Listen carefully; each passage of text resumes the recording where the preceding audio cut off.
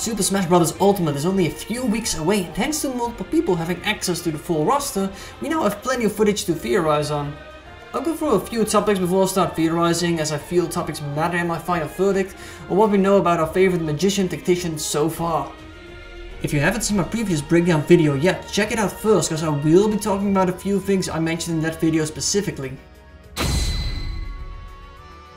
While many players see the usage meter as a welcome addition, one could argue that this very feature could work against Robin as well, since anyone playing against Robin will be able to keep track of his or her uses and adapt to the situation, which can be quite devastating for a character with limited recovery uses. At the same time, not having to keep track of your own resources as much as in Smash 4 can also help the Robin player focus on other aspects of the game without having to be surprised when you find out your sword is breaking after 2 more uses, for example. Speaking of 11th sword, in Smash Ultimate you no longer start with your 11th sword ready, meaning that Robin won't be at full strength first few seconds of the game.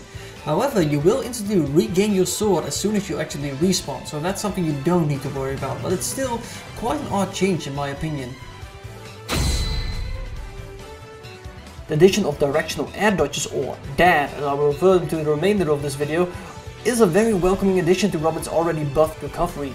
Not only does it provide extra mix-up in Robin's recovery, but it could also help Robin save on his or her wind tome charges by dadding towards the stage. Since we're on the topic of recovery, similar like Samus, Robin too can jump out of his or her recovery now. This might give you a small advantage if you intend to charge when you're knocked off stage, without having to resort to an air dodge first. A little while ago, an Ed Sheeran lookalike said to me after I used Arc Thunder plus down air to steal the game from my opponent that I wouldn't be able to do that anymore in Smash Ultimate, which made me theorize on what if this was in the game after all. In Smash 4, Robin had access to a multitude of techniques involving knockback alteration.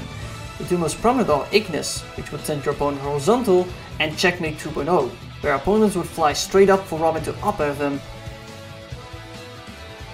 However, Arc Thunder's hit stun duration has been decreased, meaning that the timing to get either of the previously mentioned techniques will require more timing, as confirmed by Markby, if knockback alteration is indeed still available to Robin. It's unclear how many other Robin techniques will carry over from Smash 4, but what we do know is that Checkmate is no longer in the game. This on itself is what I believe a big game changer for Robin, as a lot of his or her gameplay actually revolve around that very thing. But more of that later in the video when I actually start to theorize about every single bit we discussed so far. Before we head into the theory crafting bits, I'd like to discuss a few changes that I haven't mentioned yet but still feel are very important to make more sense of my final verdict. The most interesting change in my opinion is Levin Nair, which seems to have a huge hitbox and is probably going to be one of Robin's stronger defensive tools. Though they did change so that Robin won't start out the game with 11th sword anymore, so you can't use it right away. Next is Robin's speed, as his or her initial dash speed has been increased, which really helps Robin burst at medium range. This too is a big change for Robin, as you can now act more aggressively, which Smash Bros. Ultimate game mechanics actually try to promote a lot more. Thunder and its variants now have a clear indicator to when it's charged to the next spell. Whenever you charge Thunder, the spell in hand decreases in size until the next spell charge is actually reached. You could say Robin concentrates the spell into a more powerful version animation wise, which is a really nice touch in my opinion. Also, form can now be B-reversed as confirmed by Mr. E, Mr. Lee, I'm not quite sure, which for unknown reasons wasn't possible in Smash 4. Lastly, the universal changes to rapid jabs make it so that opponents won't be able to fall out of Robin's rapid jab anymore. This makes rapid jab a lot more effective, as you no longer have to worry about opponents SDIing out of it and just punishing you because you actually confirm it, which was really stupid to begin with. With all the topics of my list discussed, let's start on the theory crafting. With the removal of Checkmate and decreased hit stun and Arc Thunder, Robin's game plan sees a big overhaul. No longer will Robin try to emphasize on finding openings specifically for his down throw up air. Instead, Robin is actually encouraged to play a more active and aggressive game, which is now possible due to changes to his or her initial dash speed and the universal changes to everyone's jump squad. As seen from the recent uploaded footage on Smash Bros. Spain, Robin appears to have more options at medium range. Couple that with improved initial dash speed and you got yourself a character with quite the burst options, especially with Robin's Nair now having an 11th version, which really helps Robin out as it seems to be a great get off me tool in my opinion. With the nerf to Arc Thunder's hit stun duration, Robin won't be able to trap opponents in shield as effective as it was before. However, this would arguably be already less effective with the new parry mechanic that lets you act incredibly fast if you manage to parry successfully. On top of that, Robin's initial dash speed buff would have made for some silly guaranteed follow-ups on shield too, if that were the case. Arcfire apparently had some tweaks as well that makes it hard to SCI out of it.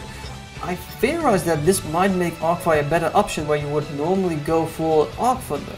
Keep in mind that the move is still rather lengthy duration wise before Robin can act again, so don't go trigger happy with your Arcfire. If you do manage to land it successfully, I'd argue that guaranteed follow-ups are a lot more likely to happen now.